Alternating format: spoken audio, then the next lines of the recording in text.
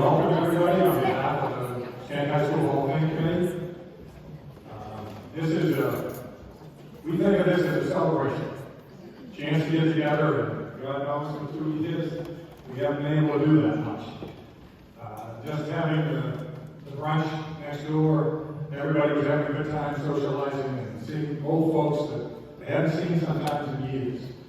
So this is an opportunity for us to get together and honor some of our best past students, coaches, and other individuals that have made great contributions in the community. So enjoy yourselves. There's some stories today about people that you may know part of the story, but you may not know the whole thing.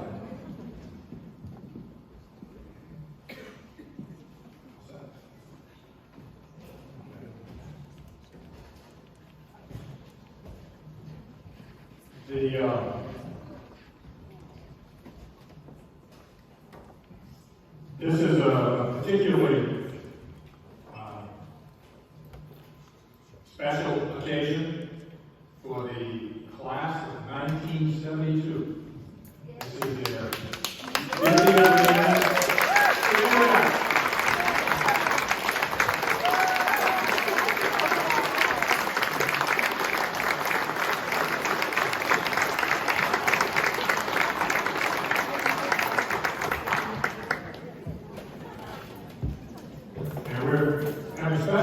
Today to the cross-country team. This is the first year we've had the opportunity to honor cross-country people. And we're doing some special things for them. Excuse me. I believe Tony Cox, Scotty Brown, and Raymond Blaisdell ran for you guys in 72. Did I get that right? Okay. And we have a couple of people that the neighbors a little while ago from 72 that are relatives Nancy's.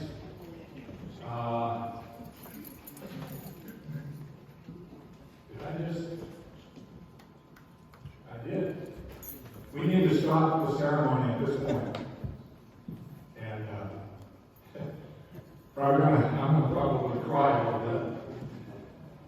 I would like the 1961 state championship cross-country runners, please, to come up here. Bob and Steve.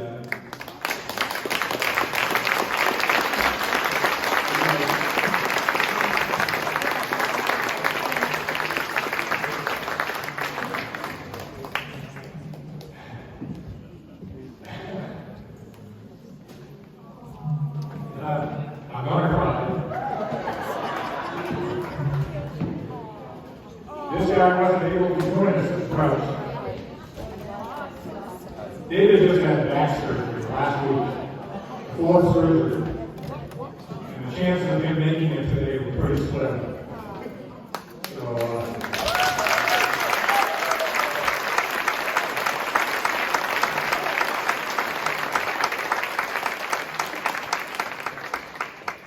So I'll rearrange things a little bit so we can take care of these guys while we're together. This team, the 1961 team, was Emmett's first state championship up here. He had come in 58 and started the cross-country program. And on a November day, November 2nd, 1961, he took the boys down to Warren to run in the state meetings, 185 other runners, 25 teams. Any of you here, and I know there are a number of cross-country runners in the audience today. Emmett used to harp on 2 things when he got us ready for the state meet. Boys, you got to get off to a fast start. At 185 runners, you can imagine what it looks like at starting line. And when that starting gun goes off, 185 guys are tearing across the field to try to get in position to go in the woods, into a path where you're not going to be able to pass very easily the rest of the race. So I'm sure these guys read it, but I know my team's read it. Get off to a fast start, make sure you get in the woods in good position. The second thing that he said, and probably the most important, is you got a bunch. You need to make sure you stay together. Don't get out of sight of your teammates. Make sure you know where they are in the race. Because to win a state meet, For those of you that don't know a lot about cross country, 7 runners run at a time. The first 5 runners that finish for the team count in the scoring. And it's the low score that wins. So it doesn't do you any good to have one guy in the top 10, the next guy is 25, the next guy is 67. You've got to have 5 guys that are up in the front of the pack. These guys, listen to these scores. Eddie Boss was their lead runner. Eddie finished in 8th place that year. Behind him was Rodney Scott. Rodney finished 13th. So 8, 13. Danny Moore finished 15th. Steve Gavin finished 17th. And Bob Osno finished 23rd. That's why they won the first state championship.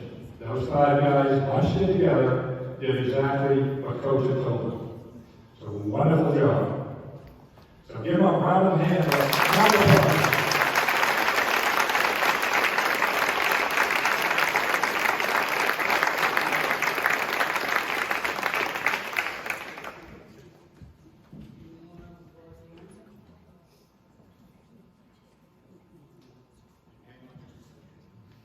Just quickly, David wasn't really a cross-country runner. He was a basketball player whose coach said, "You're going to do something in the fall to stay in shape." Terry Otway knows the same thing. I know the same thing. We didn't have soccer and these fun stuff. You know, we had to go out and run at 2.5, 3 miles. And David's sports were basketball and baseball. He was the point guard on Terry Otway's really good basketball team. He was the shortstop on Terry's baseball team. He was an outstanding athlete. Everything except cross country. And he was good, but not as good as he did fly. Okay, guys, you can have that. Give me one more hand.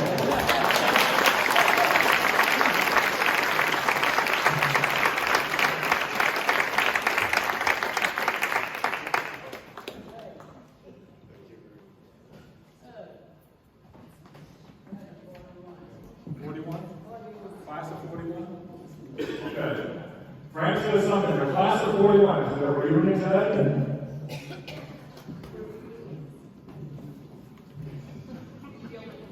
Oh, shit. I'm the only one left, right? Okay. All right. The other cross-country team that we might as well do right now, and then I'll try to find out where I am, is the teams, the class of 67 and 68. We had back-to-back state championships. And with the following guys, please come down. Rusty Taylor, Philip Day, Morris Nagel, Barry Brown, and I lost somebody else. Who are they about that? Ricky Stewart. There.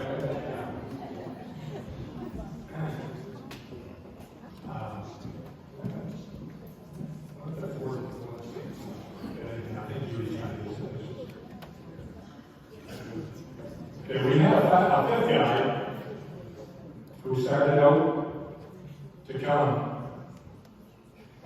Danny Nicholson. And Danny started from South Carolina, just started as Auburn, Maine, and tested positive for COVID. So we did get it. The 7th runner on that team was Alan Van Dyke. Alan lives in Virginia now, and he and his wife made an attempt to get here, but they weren't able to come. These guys, this is probably the best cross-country team that Schenck has ever had.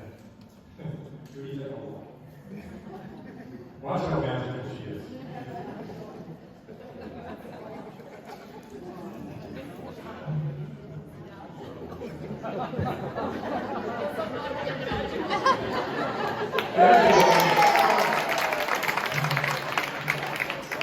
Thank you.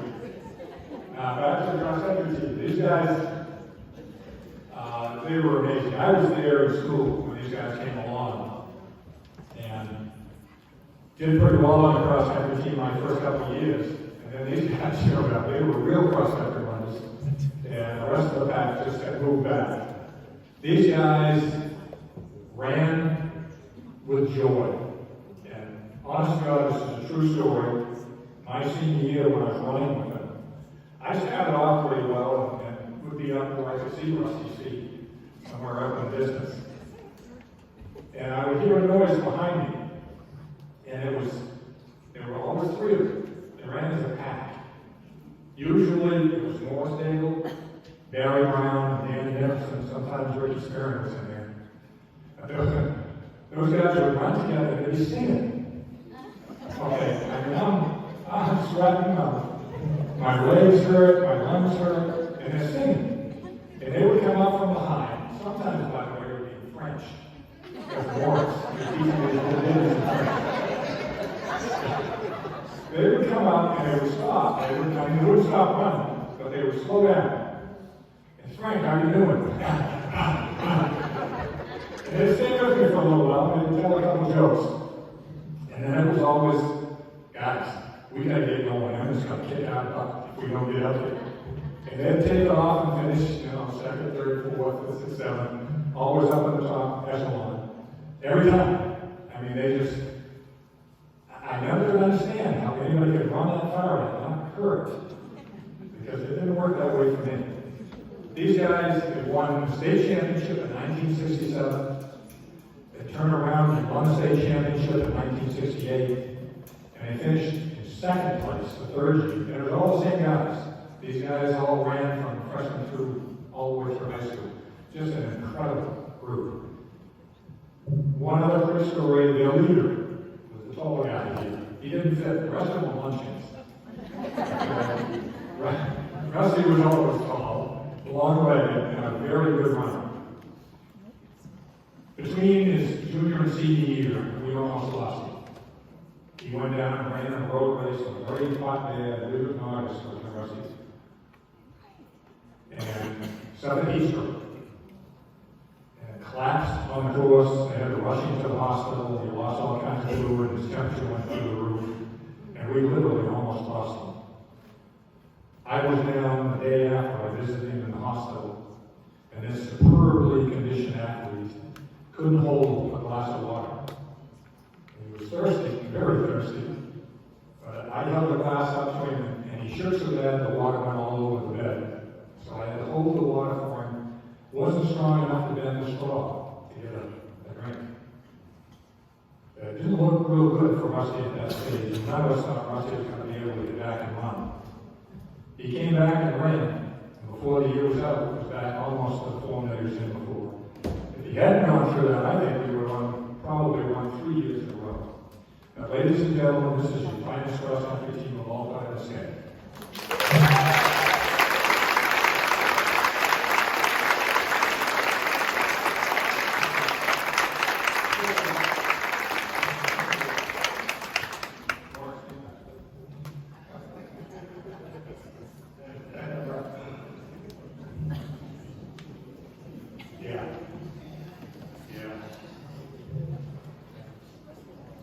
Excuse me. That's true. This is Frankie Dentremont. He says he's the oldest alumni here. 99.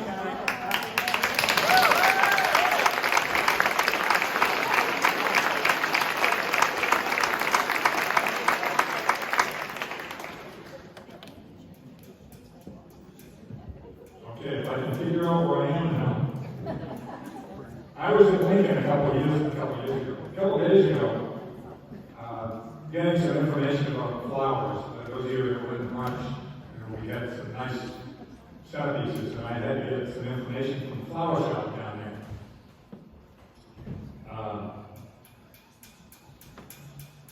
The girl that was there said, well, what are you doing the flowers for? I said, well, Schenck High School Hall of Fame is having an induction ceremony. Saturday, I went to Schenck. Really? What year? 1994. And really, we got somebody that's going to be inducted this year from 1994. She said, yeah, I know. Jeremy Booth. Said he was a classmate now. She said, I've been reading about him in the paper. The that he was remarkable back then in high school. And we knew he was going to do great things, and he has. So she said, Jeremy, she said to say hello. Was Heather awesome? You remember Heather? Yeah, I don't think she said, Heather's not here today. She said she didn't think she'd be able to make it, but she got a message. I think everybody in the state of Maine has heard of Dr. Jessica Meir. That woman that flies around the space shuttle as an astronaut and has just amazed everybody. The Caribou people are just ecstatic that she's from Caribou, but she's from Maine too. And we're all happy for her. She's just an incredible inspiration to all of our kids. And I say Caribou has Jessica, and we have Lieutenant Colonel Jeremy DeBoo, United States Marine Corps.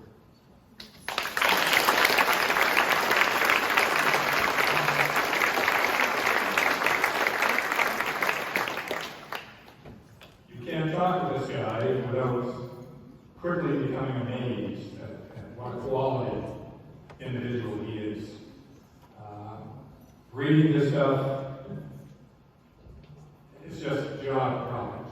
You know, to think that we've got somebody from Schenck High School, from East Illinois, that has flown 3 presidents of the United States in Marine One. Think about that. You know, we're always looking as a committee for inspirational things. You know, if you're watching TV someday, you go see have kids, your grandchildren, and you see on the newscast the helicopter landing on the South Lawn. You just reach over to your grandchildren or whoever it is and say, look, we used to have a guy from East Illinois that flew the President of the United States. Does it get any better than that? I don't think so.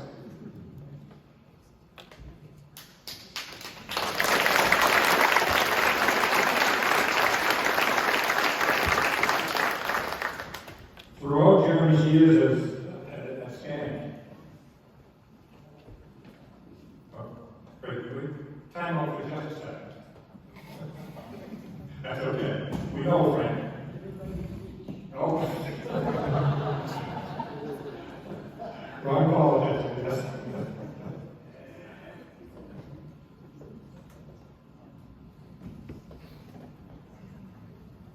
Let's give you some encouragement. All right.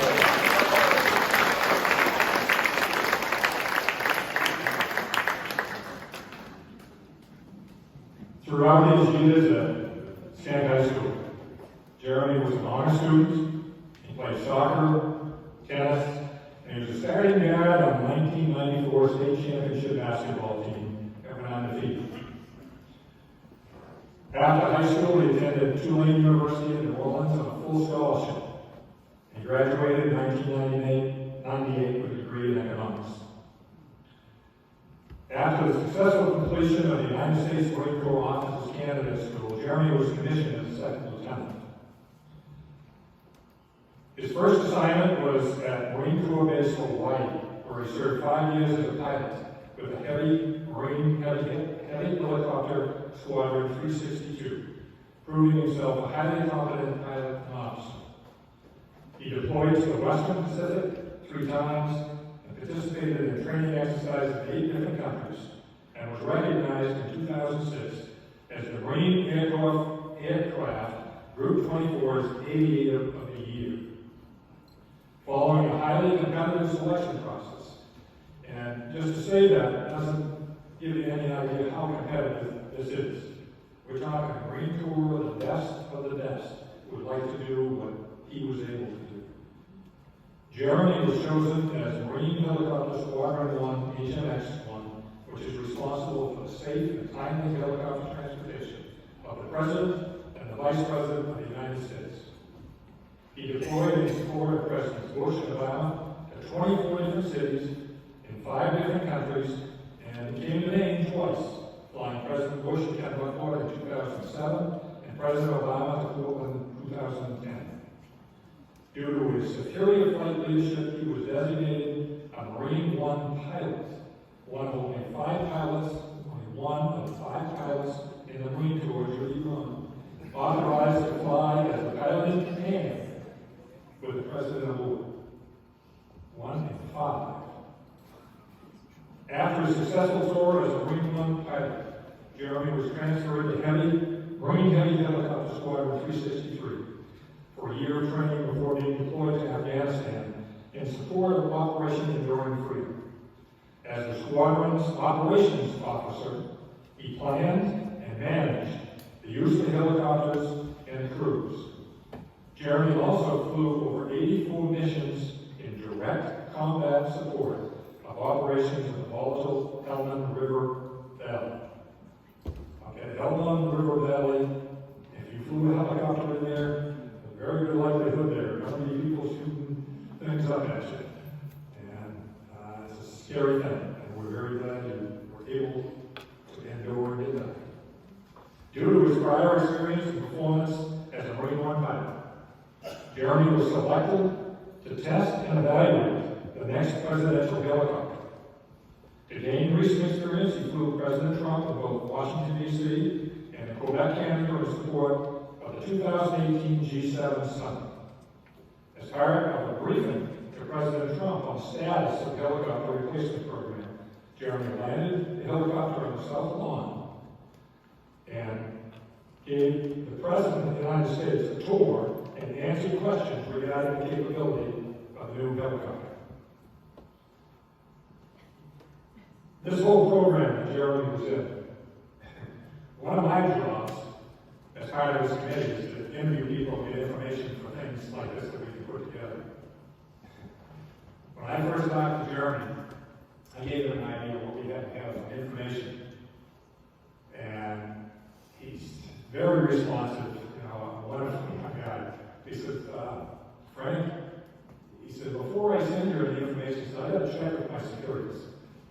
Because the position I'm in is so sensitive that they have to clear any information that goes to an outside body. That's what you're dealing with here. This is high-proof stuff. Jeremy is married to fellow Schenck graduate, Sonia Williger, and they have proud parents of sons Caleb and Cameron. Lieutenant Colonel Jeremy Drew, USNC, continues to serve in support of the White House military office in HMX-1, and he has accumulated over 3,400 hours as a naval aviator. Jeremy, would you like to come up, please, and get your flag?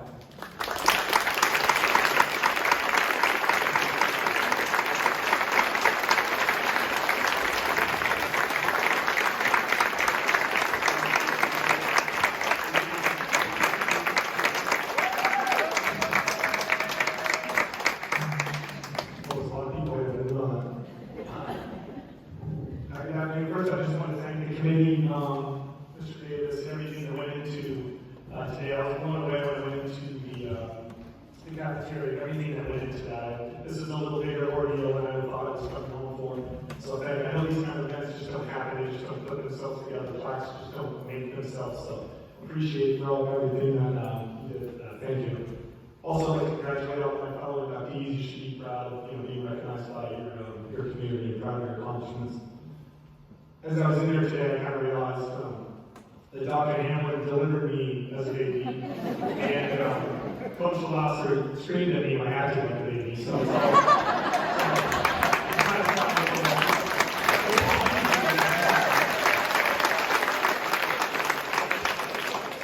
so he screamed at me a lot.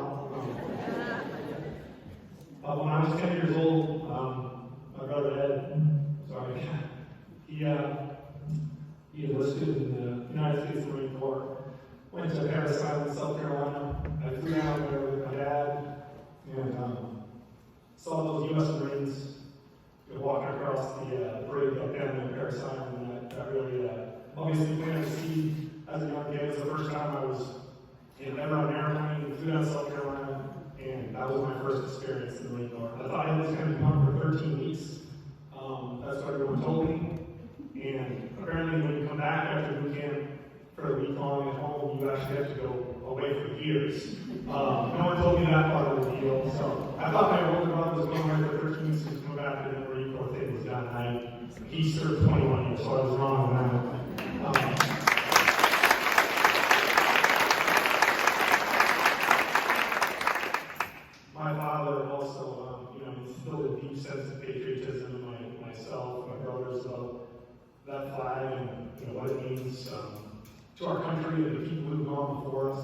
served.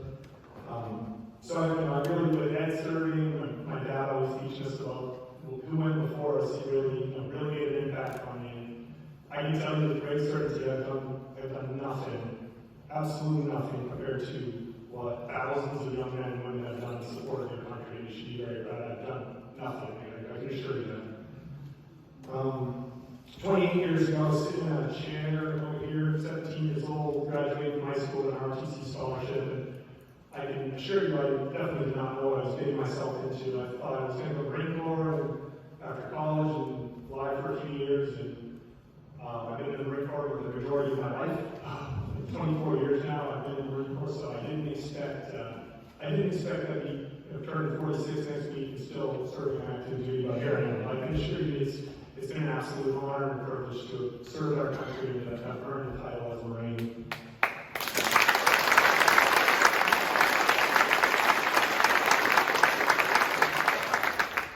I have no doubt that without my family, my mom and dad, my brothers Ed and Rob, my wife Sonia, my sons Caleb and Cameron, I wouldn't be here today without their love and support. I didn't do this alone. My wife was a single mom essentially when I deployed, so it wasn't always easy, but I definitely had a lot of love and support. And for my other mom, Mrs. Currier, she was my alternate mother, most of the time. And so a lot of friends in the community. Also, the school. I just want to say thanks for this school and the coaches and the community. Really made a big impact in my life, and that's. I am certain I wouldn't be here today without having grown up in a town like this, in a community like this, with coaches and teachers that care. And if you didn't grow up in a place like this, it's hard to understand that this is a special place. You see the class of 1980 come back and lifelong friends. That's not normal. That's a unique thing. To come back 42 years later, and you guys are old. 42 years later.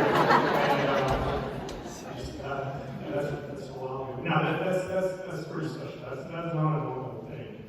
So you guys have something special. One of my coaches here today, Coach Lasser. Quick story. I think it was my junior year. I was down that end. Wanted to read down. Probably wasn't boxing out. Sorry. But the guy came down. His head hit my nose. I had blood all over my uniform. This is in the first half. I came out, got cleaned up, went to the locker room. The adrenaline kind of came down my nose. My nose hurts. And this wasn't normal blood. I went over in the mirror, and I was like, "Oh, that does not look right. That does not look like when I started the game." So I'm walking out for the second half, and I said, I came up to Coach. Warm, loving, compassionate, caring.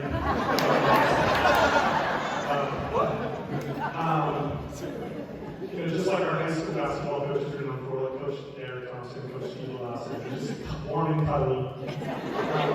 And I said, Coach, I think I broke my nose in the first half. And with that same warmth and compassion, he looked at my nose and said, "You'll be all right." Okay. That was the end of my medical care that day. Turns out I never broke a nose, and I was all right. But I say that in my time on a team like that, very similar to being in the Marine Corps. You're not only being treated that was pretty similar. But just being on a team with a greater purpose, it's not about you, it's about the team. You're in the Marine Corps, it's not about you, it's about the mission. So a lot of similarities growing up from that. When I got in the Marine Corps, it was like, oh yeah, I've been here before. I know what I'm doing here. So thanks, Coach. Another quick Coach story. I wasn't going to say. There's so many that can go on. But one time, Greg Courier, I think Hale and I, maybe Tommy, I can't remember, we were looking at the newspaper. The Heel Point standings just came out, and we were 17-0. And we're looking at the newspaper, trying to figure out who we're going to play in the first round of the playoffs. And Coach comes in and sees us, and he asks us, we're trying to figure out, we're playing Aaron Williams or blah, blah, blah. He goes, "Put that crap away, you don't even know if we're in the playoffs." And Greg Curry goes, "We're 17-0, Coach. We're going to meet in the playoffs. Put that crap." So, we put it away, we did make the playoffs. And, it hasn't always been easy. Like I said, my wife was kind of a single mom at times, and I overlooked her for taking care of the kids. We had some tragedies along the way in our squadron. I've lost some Marines I served with in Afghanistan. It hasn't always been easy, but I've had a lot of wonderful opportunities. I've traveled around the world. A kid from Birchview in Swanee, and I've been all over the world and had some wonderful opportunities. I tried to bring my kids along as much to kind of join to come along the ride. My kids have been to the West Wing and eaten lunch in the White House. They've been at Christmas stores and the campaign. They've done a bunch of things. But when they were young, they didn't really, care. I look over my 4-year-old son's got his tie on backwards, his shirt on top, and sitting like a 300-year-old chair in the White House. I'm like, dude, get out of the chair. So they didn't always, one last story, I'll wrap up. I was in Afghanistan. My mom was staying in Hawaii, helping to take care of the kids while Sonny worked. They had the opportunity to meet President Obama when he came golfing on his vacation. Our friends had a house that was up against the golf course, so they went over, they had to go through security and all that. And anyway, President Obama comes over, he signs my son's football. He takes pictures of my mom and my wife and kids, and I called home in the middle of the night from Afghanistan. I was talking to my son, who was 6 at the time, and I was like, dude, you met the President of the United States today? He's like, And I was like, whoa, that is unbelievable. I said, I can't believe you met the President of the United States. I said, what did you think of that? And he said, boring.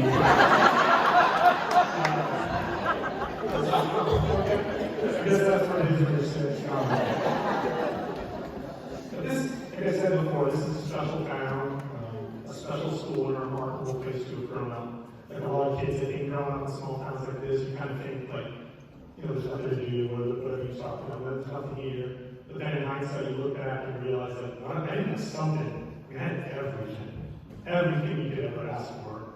Growing up in a town like this with coaches and lifelong friends, and I had everything.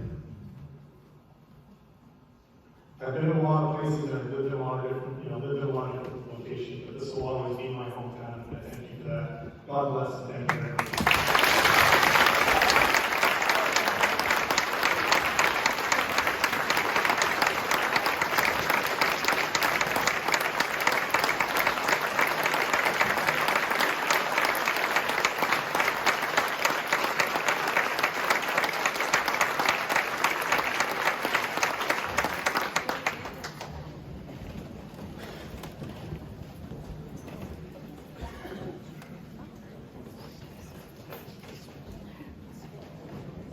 Jeremy, thank you so much for your service, I think, from all of us.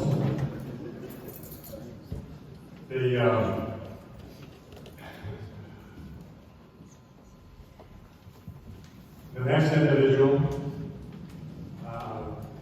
is the guy that brought Jeremy to us in the first place, Doc Hamlin. We don't induct a whole lot of people into the Schenck Hall of Fame who have never gone to Schenck. Very few, and they're special. People that are treated way over and above in the community and to the school during their lifetimes, and Doc certainly qualifies for that. For 48 years, Dr. Irwin Campbell served the Katahdin region. He delivered hundreds of babies and treated the sick and injured, from our very youngest children to our oldest citizens. He vaccinated our children and gave sports physicals from all our aspiring athletes. From 1955 until he retired in 2004 at the age of 81, he took care of all our medical needs. Everyone in town knew Doc Hamlin and had a story, how he patched them up and nursed them back to health after an illness. If he hadn't treated them personally, they had a relative or a friend that he had taken care of. Doc always greeted his patients with a big smile and a corny joke or a funny story. He was a very caring person. What a lot of people don't realize about Doc, when his hours were over down at the office, before his shift was over up in Millinocket, Doc very often took a side trip on his way home and visited people in the community that he knew were not doing well. He'd stop in and see how they were doing, see if he could do anything for them, get any medicine, just comfort them. A lot of people didn't realize that about him, but he did a tremendous amount for this community. We don't have that kind of doctor today. You know, he was a real old-time family doctor. Now, the rest of the story about Doc is stuff that I don't think a lot of you would have known. I didn't know myself. He was born down in Central Maine, in Pittsfield, in 1923. There were 6 kids in the family. He was the 5th of 6. And his mother died when he was 6 years old. Now do the math. 1923, he was born. 6 years old, his mother dies. That is something to do. Did anything happen in this country in 1929? Yeah, stock market crash is right. We went into a huge depression. We've got a man with 6 little kids. Pay was terrible at the time, and the country's economy fell apart. The Doc basically was an orphan. The security system that we had at the time was basically, if you've got enough relatives, you might survive. Because you're going to go live with this aunt or this uncle or this cousin. And that's how these families survived. Doc went from one family to another. His saving grace, and he would tell you this to the day he died, was Goodwill Hinckley School, which was a place down in Fairfield, Maine, that was started by Reverend Hinckley for orphans, for kids whose parents couldn't take care of them. They took Irwin Campbell in, they housed him, and they educated him throughout high school, so that he had a very good classical education, and he was on his way. After that, Doc could go any direction he wanted. They also were basically his parents. They were very strict, and I think maybe Doc, that was good. Okay? He credits Goodwill Hinckley for basically saving his life, for making his life possible. He also credited Goodwill Hinckley for allowing him to learn how to swim. That's an interesting story. I know the area very well. Mountain Stream comes from Fairfield Center down to the Kennebec River, right there at the school. And there's a big bed right there that separates one side from the other. On this side was the boys' dormitories. On that side was the girls' dormitories. So Doc said he thought it was rather important that he learned to swim. When he graduated from Hinckley, Doc said, hey, you know, the world's my oyster. I can do anything I want now. We have an education, I can go anywhere and do anything. So what's he do? He has to do New York City. Going down to the big city to make it. He goes down, the first thing he does, he gets a job as a runner on Wall Street. Okay? He just, and he wanted right in, he got 2 or 3 different jobs there, and the city life was great. But what's happening in the world again? Just about that time, World War II breaks out. And Doc, like a lot of other red-blooded American men, joins up. He'd been watching some of the newsreels, and he was pretty excited about these paratroopers. Parachuting in behind enemy lines, fighting the enemy, and freeing people from the Germans.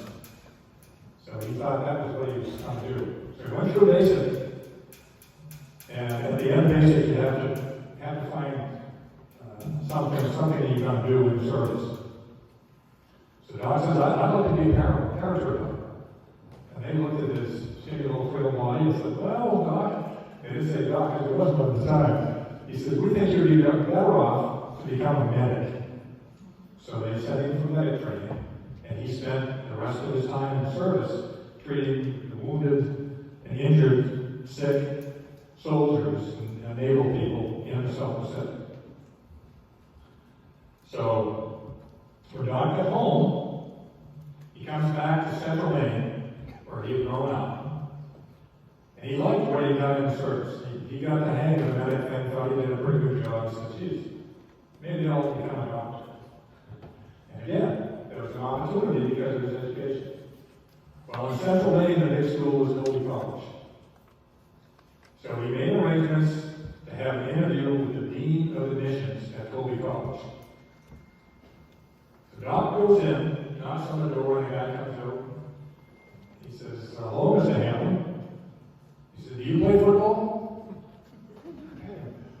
And Doc said, well, no. He said, I've never played football. I don't really think I could, but I might be able to run track. The guy said, well, sorry, but we're all filled up. He said, you can try again in a year or two. So Doc was a little discouraged, and he went back up to Hinckley, and the Reverend Hinckley's son is now the headmaster at Hinckley, and Doc knew him well. And he told him what happened. And he said, Irwin, you sit down over here for a minute. So Doc sat down in a chair, and the guy grabs his crank phone and dials up Colby College, the dean of students, who was a good friend of his. And he says, what the hell are you running down there, Colby? A college or a football team? And I said he's sitting there, and there was a pause on the other end. The dean of admissions was in the same room. And he said, the dean of students went up one side of him and down the other. Doc said, I started classes on Monday.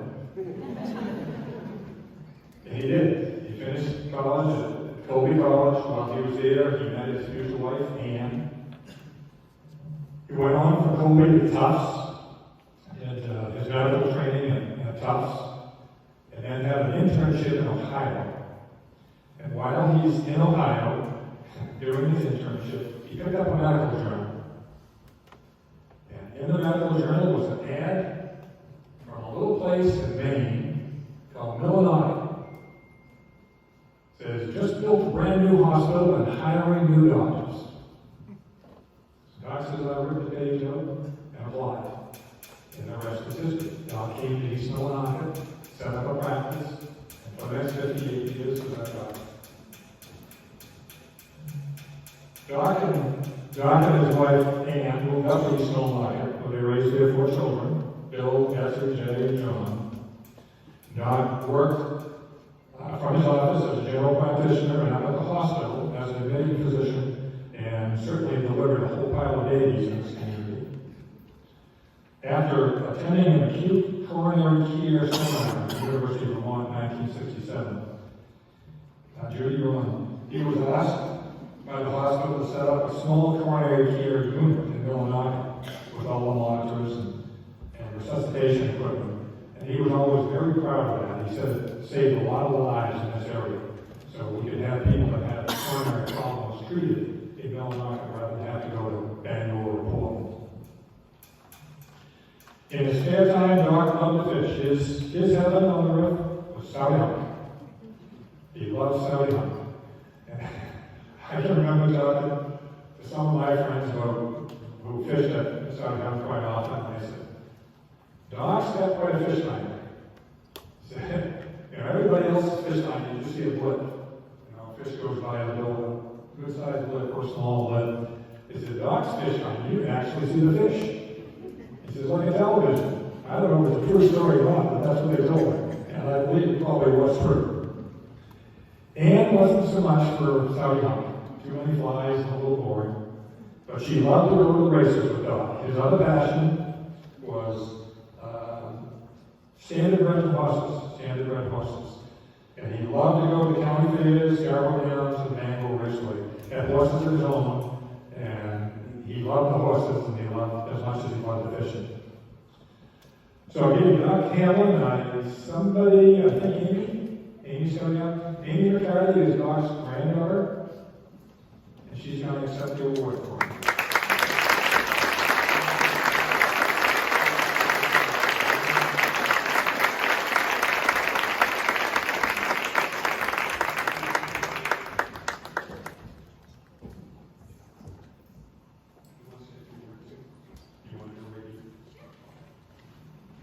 Thank you, everyone.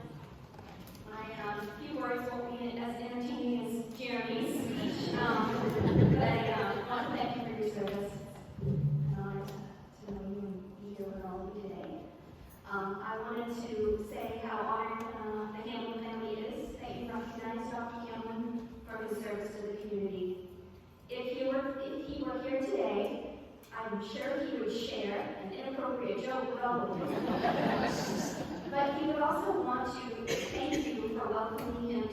taught the area many years ago.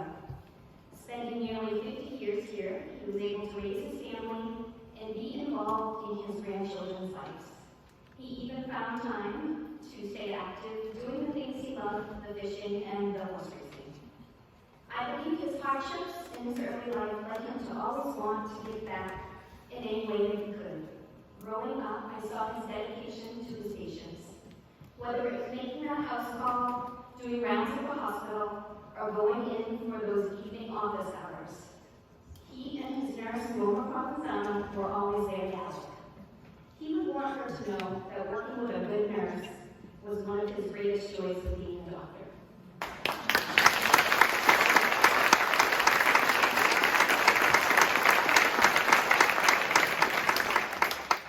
And just in closing, I wanted you all to know that my grandfather loved his profession and loved helping all of you.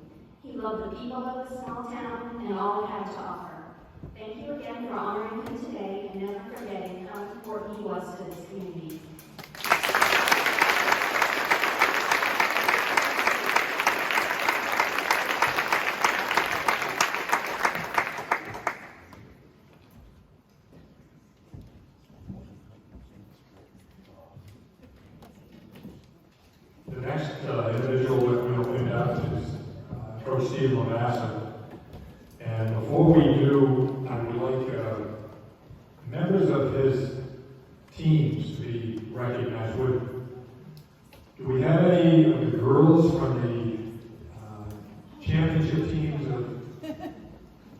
87, 88, 89. Please stand up.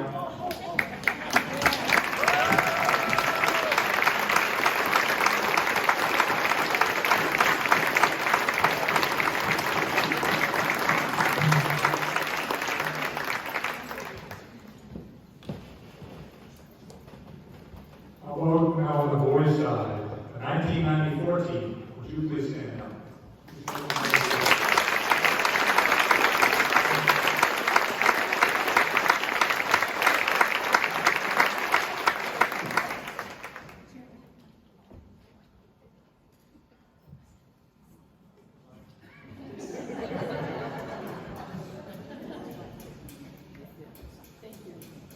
2010.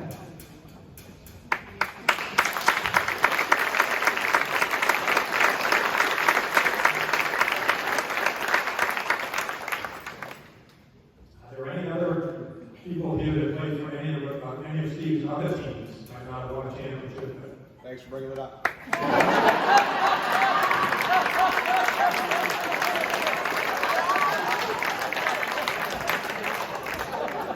Anything else you want to air out today? I'm just going to look out the window.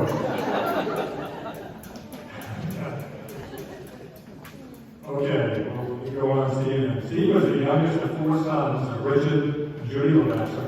He grew up in East Illinois, a house that his father built. His early basketball memories included getting rebounds for his idol, Mac Rosebush, who lived in the neighborhood, and playing Pee-wees for the Dragons. Steve credits Bert God as having the greatest influence on him as a player and a coach.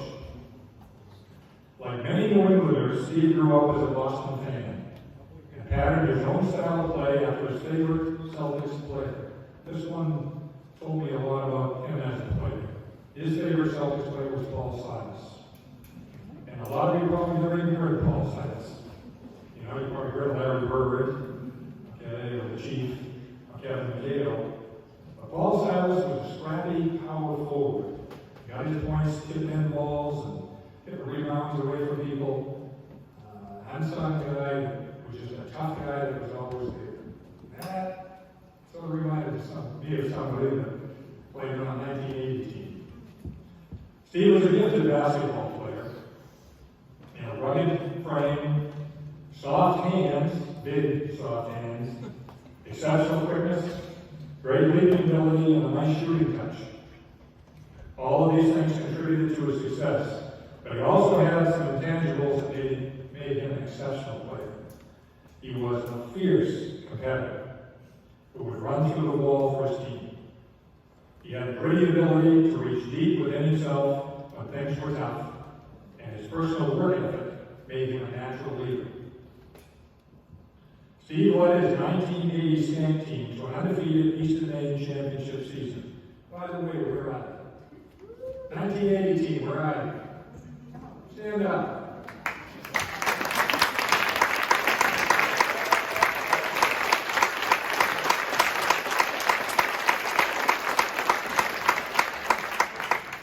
The whole team came back with us. They filled the whole row in there. Yeah, they were an undefeated Eastern Maine Championship team. He was selected that year to the All-Pampers League, All-Eastern Maine Tournament, and All-State First Teams. He then went on to a stellar career at Hudson College, where he helped his team win a District 5 championship and made an appearance in the NAIA Nationals. Steve was selected as a District 5 First Team All-Star during his senior year, and he finished at Hudson as a 1,000-point scorer. Many of Steve's personal characteristics carried over into his coaching. Jeremy knows that. His hard work, dedication, passion, and mental toughness made him a very good coach. His practices were not one you would fool around in.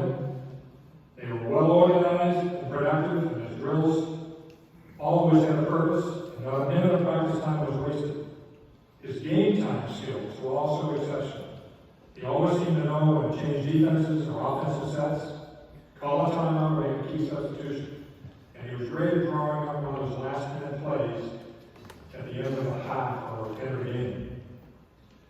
As a coach, Steve won 333 games. His teams, 333 games. That makes him one of the winningest coaches in all the state of Maine.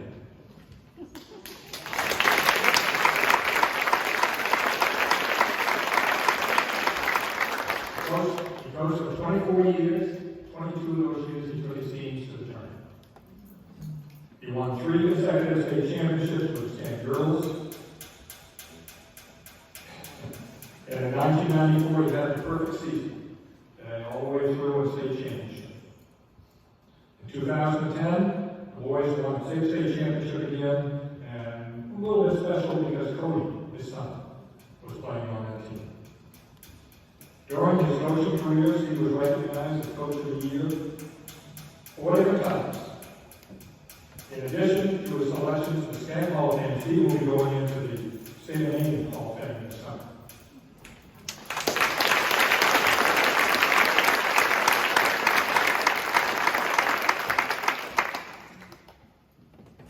I asked Steve when he interviewed, Steve, thinking back about your time in high school at Schenck, what are the things that stick out in your mind? What were the things that are really things that you remember? He said, well, of course, the 94 team, undefeated team, was special. The girls' first championship was extra special for him. He said there was another, he said, when we were playing in 1980, so we were an undefeated team, and we had a game coming up down the horn, down in their home court. He said they were undefeated. And the papers were blowing us all up, this is going to be the game of the year. Steve said, we went down there, he said, we out-rebounded them, we out-shot them, we out-hustled them, we out-played them in every aspect of the game. Took it to them in their own home court. He said that was so special for him. Steve, would you come up, please, and receive your plaque?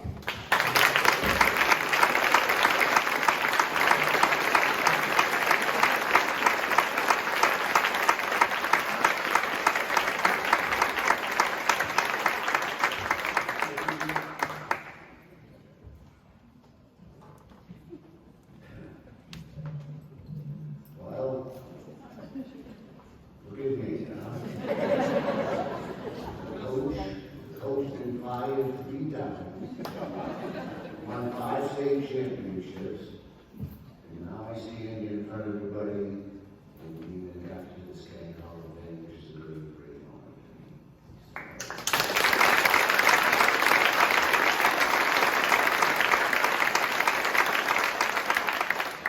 A lot of my coaches, assistant coaches are here in the crowd, and I want to thank them for working on me and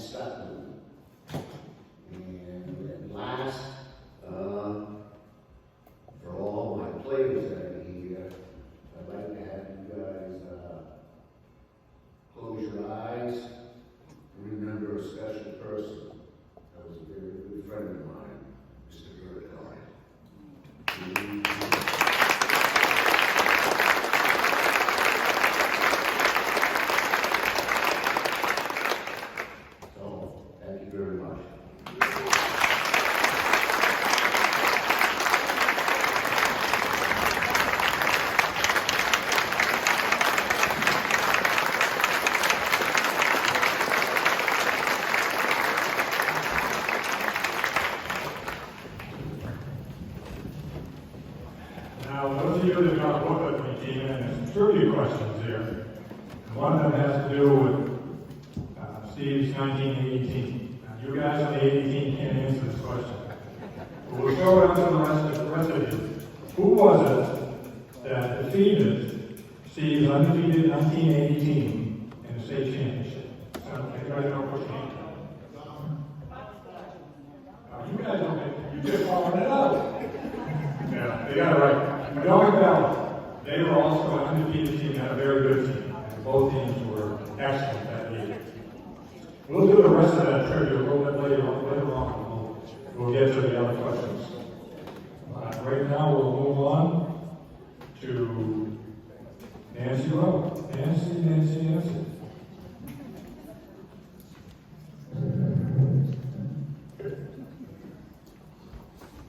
My wife says, Nancy is truly a modern-day Renaissance woman. And I said, what's that mean, Nan? Actually, I knew, but she truly is. She's a dedicated and passionate educator, a gifted musician with the Bangor Symphony Orchestra, a dock pastor at Camden High, level 1 ski instructor at Camden Snow Bowl, and the owner and captain of her own sailing ship. She runs Camden Sailing Charters. Her brother Tom said basically everything that Nancy does, she does pretty well. He's quite proud. Nancy graduated from Schenck High School in 1978, where she was involved in everything having to do with drama, speech and music, and she made the All-State Music Festival her senior year. Steve Hodgson. How do you hear something?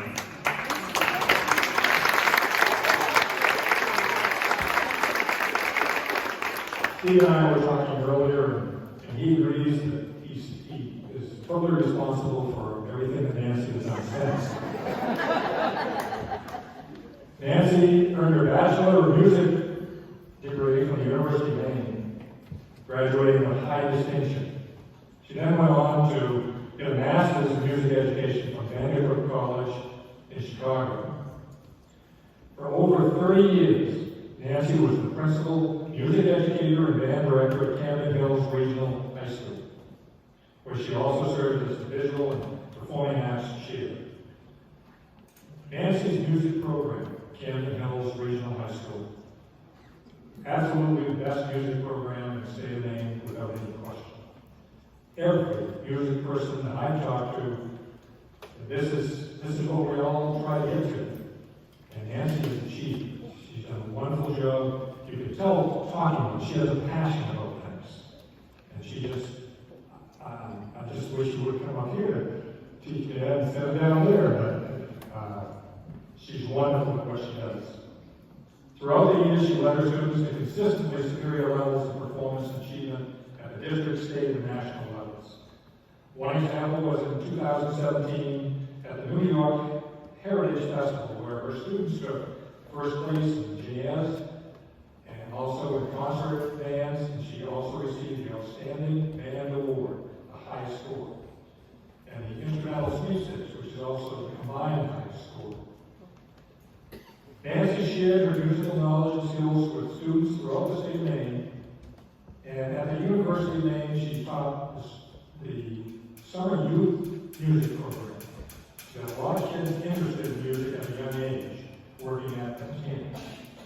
She also was an adjunct professor at the University of Maine, teaching timpani. Right? Inspired by Nancy's passion for music, along with the support and encouragement, many of her students went on to major in music and become band directors, or composers, and professional musicians in their own right. They played in a number of college ensembles and performed in community bands and orchestras. And that's it. I would have got somebody would shoot. Her former students cited the opportunities that she provided for them to play in various band ensembles at school and advanced music classes, compete in festivals throughout the Northeast, and she even arranged to have some of her band people go up and play with the Bangor Symphony Orchestra. It's always good to have the principal with keys. He takes care of the woodpeckers later.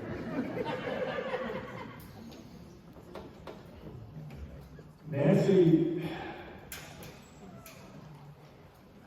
we got several letters about Nancy, and one of them was a former student of hers that related that when she was a freshman in high school, she went in for her first band practice, and I think she met with Nancy in her office first, and Nancy showed her the piece that she was going to be playing, and told her how it would work, with the whole band.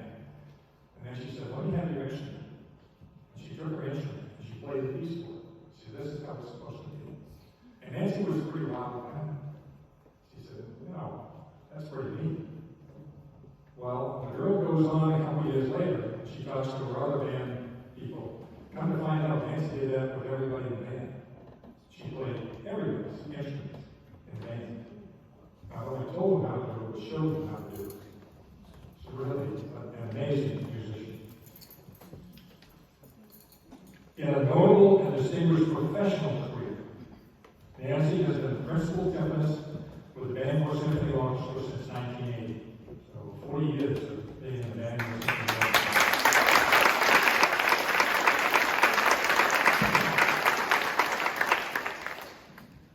Under her world-class Bangor Symphony Orchestra conductor, they actually featured Nancy in solo, the performance of Concerto for Timpani and Orchestra by William Pratt. She was a featured player.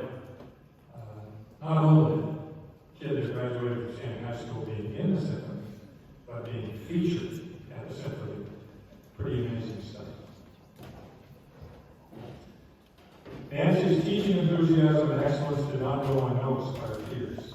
Among the awards she received of the Maine Music Educators District 3 Music Educator of the Year, the award of distinction for notable contribution of musical excellence at Festival in Williamsburg, Virginia, and the Maine Music Educators Association Maine Music Teacher of the Year in 2013.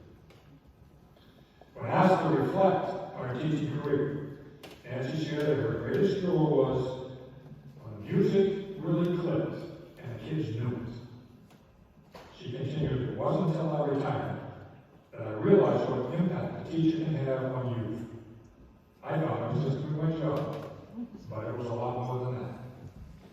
One other quickie, Mark Scally, who taught drama and music to kids,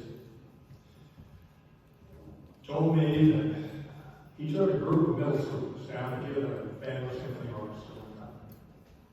And he said, "They'd never heard music like that before. They were loud. This is pretty impressive stuff." And in one of the interludes, he leaned over and sort of hugged around and he said, "You see that girl in the back row? She went to Schenck High School." And I said, "Whoa, you're kidding." Nancy Rowe. Come on.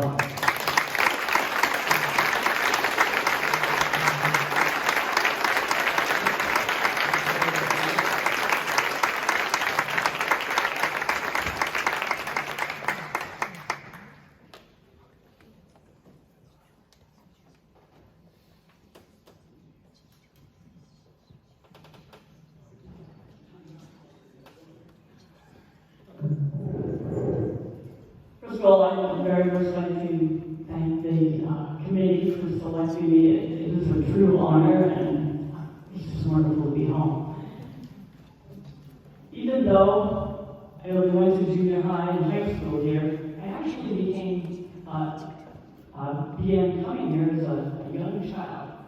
I have fond memories of holidays on Beach Street at the terminals, learning to swim on the Emma Teacher's Lake, and playing games with the Bushards and the McElroys. Little did I know that I would end up moving to East Millinocket and calling it my home. I attribute my success in music to the solid foundation I received here at Schenck High School, especially under the tutelage of my former band director, Stephen Hodgson. I also believe that my love of life and love of the outdoors came from going to school in a small town where we climbed the mountain every other day, or we went boating on the lakes, or just ran down a half a waves in one swimming. And that is something that I carry with me always. I'm going to even attribute my love of sailing to East Millinocket, because it was actually introduced to me by Mark Scally, who had this teeny-weeny, beat-up little sailboat. He had no idea how to sail. And we went sailing on Anacletus Lake, and I was like, I gotta have one of these someday. So thanks, Mark, for that. Most of all, I'd like to thank all of the teachers at Schenck High School, past and present, for nurturing students to reach their highest potential. You have no idea, as I said earlier, what kind of impact you have and the kind of impact that you had on me. Really appreciate this honor, and I'm thrilled to have been selected. And unbeknownst to me, I didn't realize that Doc Hamlin was also being inducted. The Hamlin family is a very special place in my heart. I grew up right next door to them. And it makes this honor even more special to be inducted along with them. So thank you very much, and come sailing in Canada.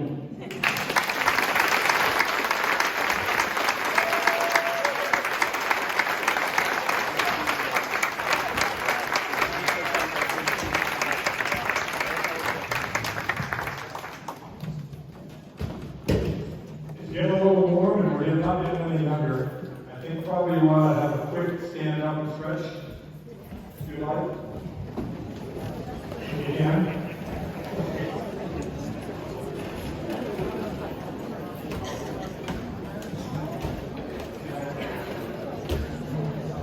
Don't go far, you still got two to go. Just a quick stretch, and we'll get started. Emmett was born in 1919 in Old Town to Ray and Lulu Stevens. When Emmett was 3 years old, his mother died, giving birth to twins. And like John Hamlin, same situation. What you did back then is get farmed out to the relatives. Emmett went with his grandmother, Nishu, and his aunt down in the Old Town area where he grew up.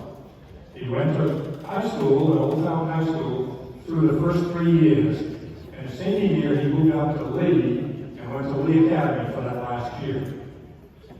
Emmett was an excellent high school athlete. I always thought Emmett was probably being a very good runner himself. I didn't realize he was a four sports star in high school. He had letters in track, cross country, basketball, and baseball. Catcher in baseball. He was a very good basketball player. And that'll come back in later on. In 1939, after Emmett had graduated from Lee Academy in 38. Again, we're talking Depression times, and jobs were scarce.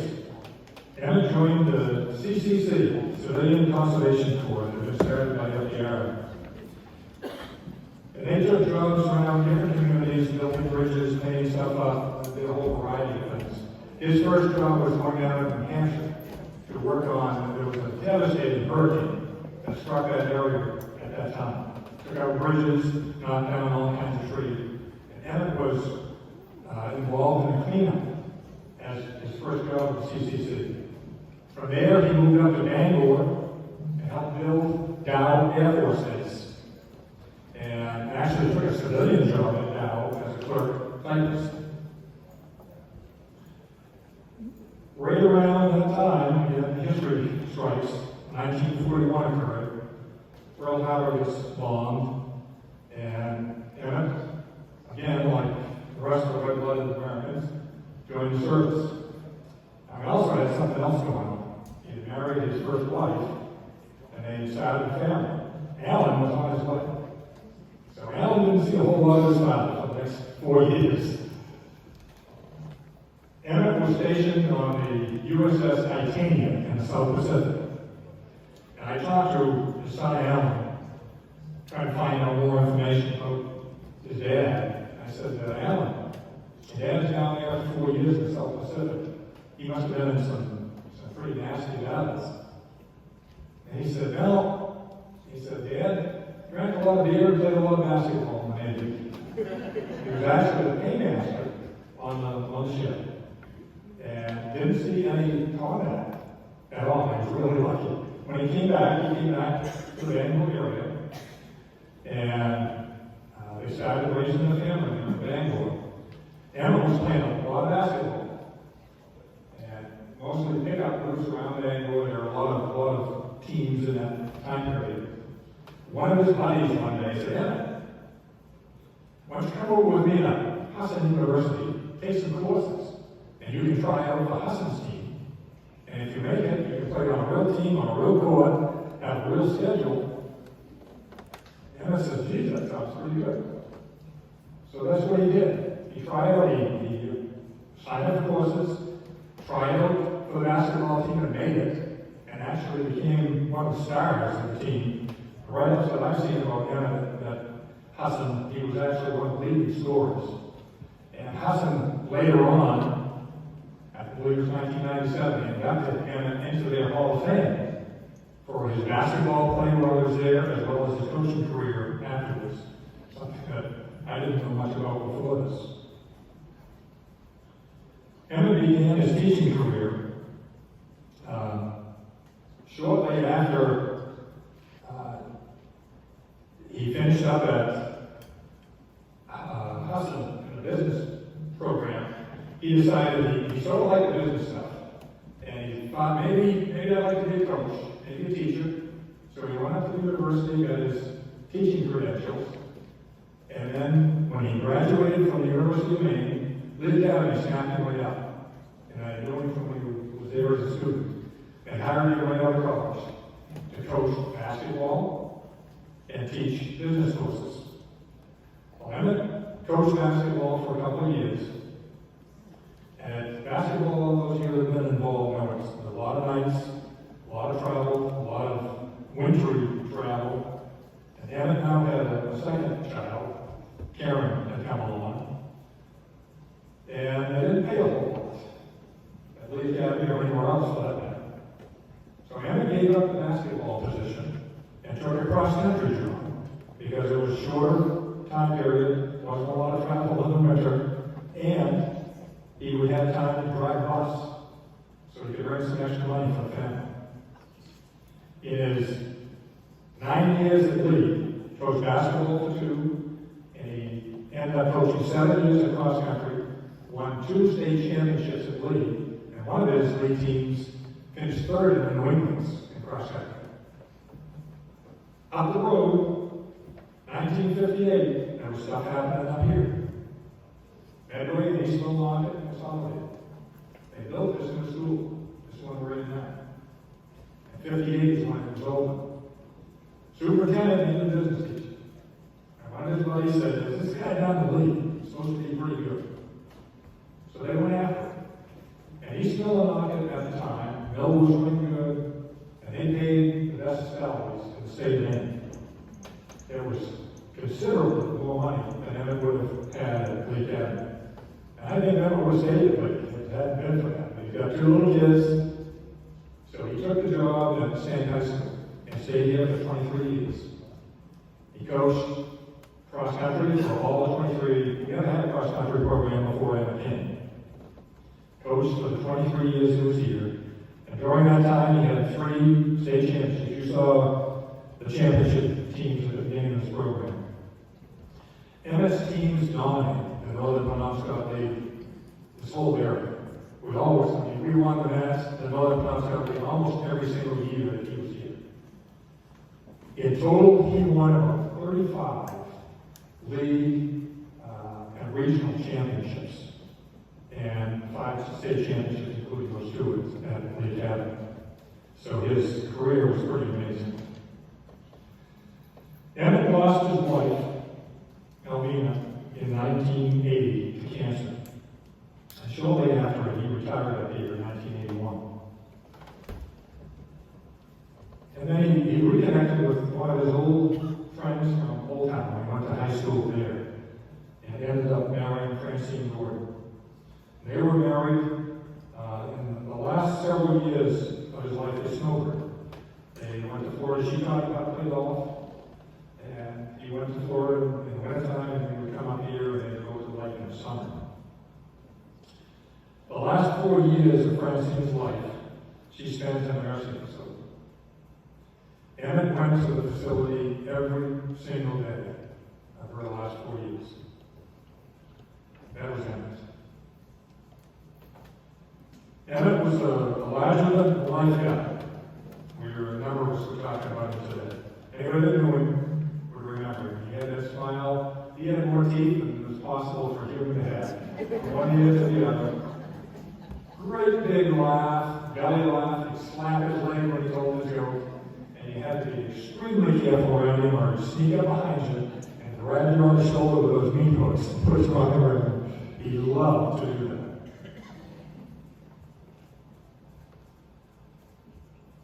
His life and career can best be summed up by one of his favorite quotes from former Senator Bob Dole. When it's all over, it's not who you were, it's whether you made a difference. And Emmett Stevens definitely made a difference in the lives of those who knew and loved him. We have somebody coming up for Emmett. I'm not sure which one. Alan's wife, Karen. Oh, geez, I'm sorry.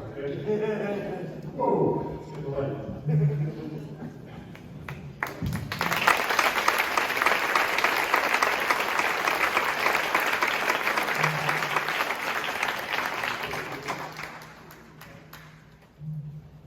I was told I didn't have to say anything, so, but if around him for very long, you know there's no reason to say anything because he will fill it all he has. He would be thrilled with this honor. He would be thrilled with people here to see him. When you said that the last 5 years he visited Francine every day, the last year of Irwin's life, he was in Veterans Home in Bangalore, and a number of his ex-students from East Milwaukee that came to visit him, I think said it all. So this is a huge honor. I think it was very well done. Thank you to all of you.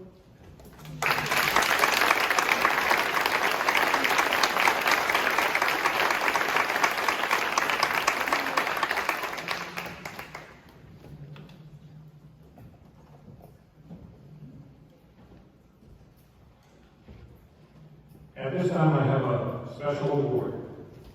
Those of you that knew Emmett, ran cross-country for Emmett, Emmett was never seen without his stopwatch around his neck and a clipboard in his hand. Am I right, guys? That's if you picture Emmett, that's what you would picture. His son, Alan. And his pipe. Emmett's son, Alan, who was unable to come today, asked me to hand out a special award to somebody from the cross-country world. It's Emmett's stopwatch. He said, Frank, excuse me, my crazy. He said, Frank, you know the cross-country watch. Pick somebody that you think best represents us in cross-country and that would appreciate this the most. There are a lot of guys that I know that would fit that bill. But the one that I think is most deserving was a guy that they called Rick Nick. Ricky Nicholson, who ran for Emmett. That was an outstanding runner himself. And then when Emmett got through, Rick was one of the guys that picked up cross-country and kept it going for several years. And I know he and Emmett used to sit in Emmett's room. Emmett used to keep a file with all the time sheets that we had, all the way back from the beginning of time when he first started cross country. And he and Rick would sit and go through those, and compare times from this team and that team. And I know this is something that Rick will cherish. Rick, please.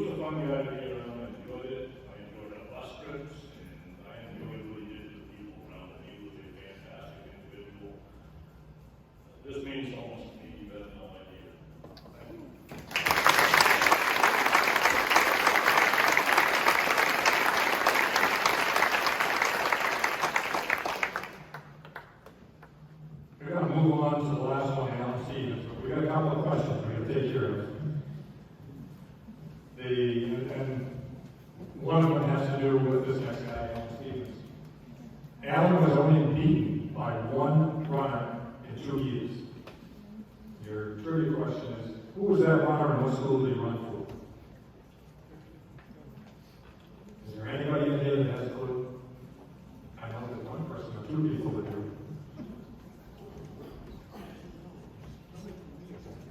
No, it wasn't from Lake Avenue.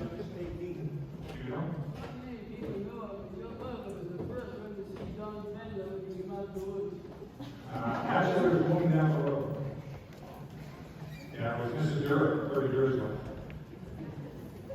Okay, that was a different side. I guess nobody, see if I get this right. Don Angelini? Is that correct? I think I pronounced that right. He's an Italian guy from Mountain. Don Angelini. And the rest of the story. He beat Alan in the last second of Alan's senior year at the finish line. And I probably, well, I won't steal the whole thing. But they went to school together at the University of Maine next year when Alan was a freshman. And I said to Alan, yeah, how'd you do against him at Maine? He said, he never beat me again. The last question. In 1954, we had two teachers from Schenck High School that faced off against each other in a state championship baseball game. Who were they who did play for? I didn't see that yet.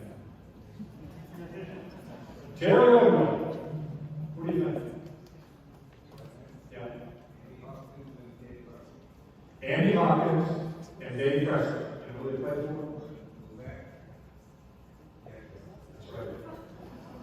Andy played for Desert, and David played for Quebec. David was a big, strong pitcher, very well known in baseball circles around the state.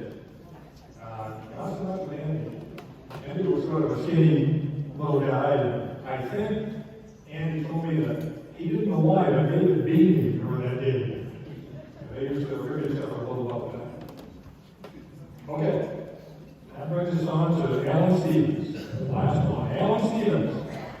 It says here he's likely the finest cross-country runner in Schenck High School history.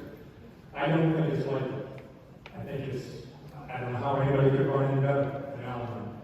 He came in 1958 when Emmett came. He won every single cross-country meet that he was in those 2 years, including the regionals, won the state meet, his junior year. Only Schenck wanted to ever win state meet. His second year, he repeated it. He won everything during the regular season, won the regionals, and lost by a hair and at the finish line to this guy that we just mentioned. He just was an amazing runner. And come to find out, he liked basketball better than running. I asked him, I said, was cross country your favorite sport? No, basketball was my favorite sport. And he was a good basketball player. Scored over 20 points a game. Was an all-tournament selection. I played with Phil Coon. Where's Phil Coon? Phil's still here. You want to just stand up for a second, Phil?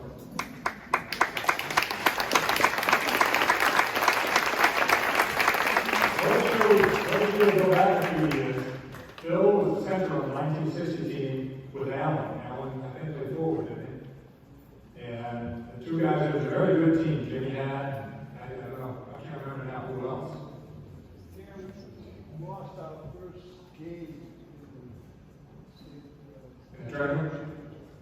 Yeah. I remember after the game, I come home and my father looked at me and says, "Did you miss the bus?" Yeah. What bus? Yeah. So, yeah, he was a good player. Yeah, Alan was a very good basketball player. Phil went on to play out at Riker College, had a great career up there. Grew into his body to keep a fierce center. After high school, Alan took his talents down to the University of Maine, where he was named captain of the freshman cross-country team, and he continued his fine running. He set several course records that year in Maine. But that was it. He took some time off, he came back home, fell in love, got married, started his family, worked in a mill for a few years, and decided maybe I don't want to work at a mill the rest of my life. So he went back to school to get his degree and became a math teacher. He taught for 27 years in Bangor, Mattawaquake, Lincoln, and finally in Illinois. That's where we met Vicki, his wife now. They married in 1981, moved up to Patton, Maine, and Alan got into his second passion, which was woodworking. He's a remarkable woodworker. Made beautiful furniture, stocked rifles, built flintlock rifles from scratch, and eventually got into a high-end fishing net that became a business for the two of them. Had a contract with Orbis, was it? With the Orbis company to do all their fishing nets. He did some really nice stuff. Used to build a lot of skirt canoes. During the summer months, Alan and Vicki used to love to fish and travel, camp throughout the United States and Canada. And they also spent many of the summers out on Pleasant Lake, where Evan had his camp, sailing the catamaran. Always the competitor, Alan is a member of the Maine Flintlock Rifle Team, which has won several New England championships. And Alan is tied for a national record. He also competed in 3D archery with a bow that he made himself and won state championship. And in 2005, Alan and Vicki moved down to Starks, Maine, where they live now, 75 beautiful acres. And Alan has his own private shooting range. Alan, unfortunately, is having a very difficult time now with back pain, leg pain, and isn't able to travel. We would very much like to have been here for this, and we would have loved to have seen him, but he's not able to make it. So, Vicki, you coming back, or yeah, I guess Vicki's coming back now.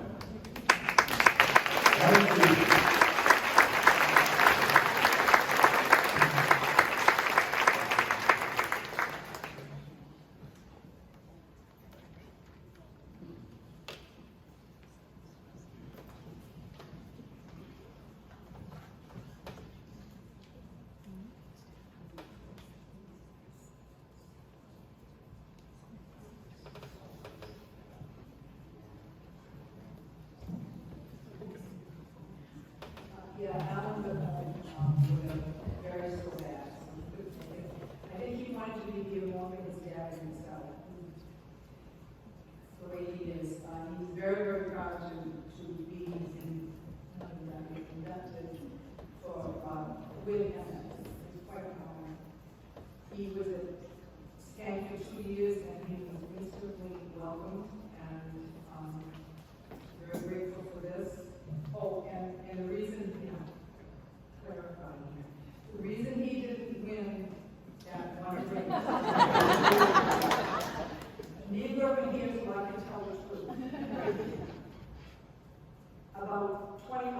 about 200 yards out of the race. Alan was way ahead of the whole world. And Emmett says, take her on, Alan. So Alan says he just cruised in.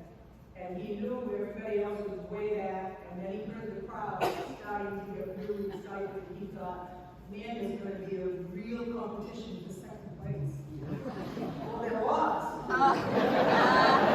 He was second.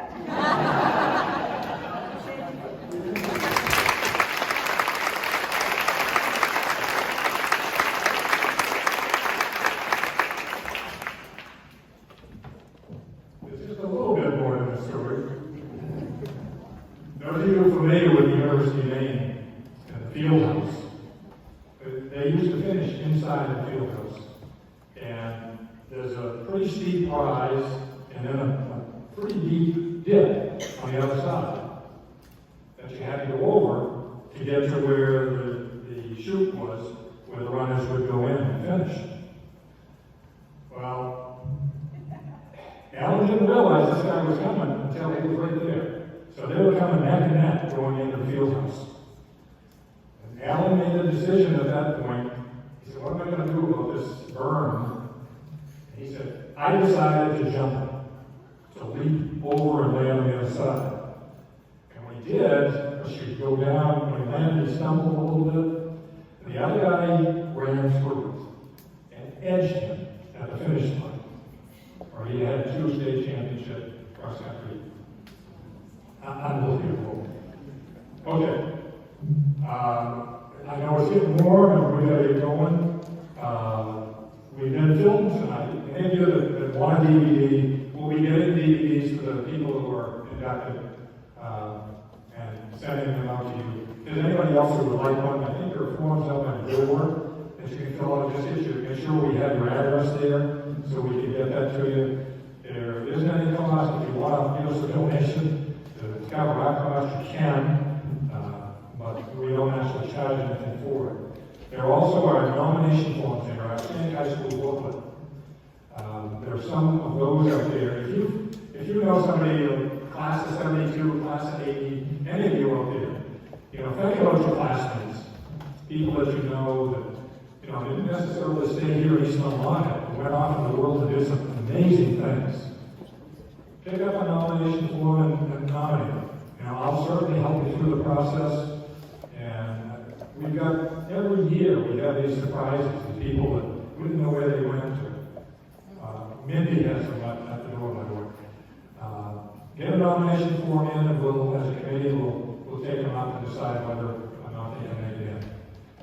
Thank you for your patience today. It's been fun. Thank you so much.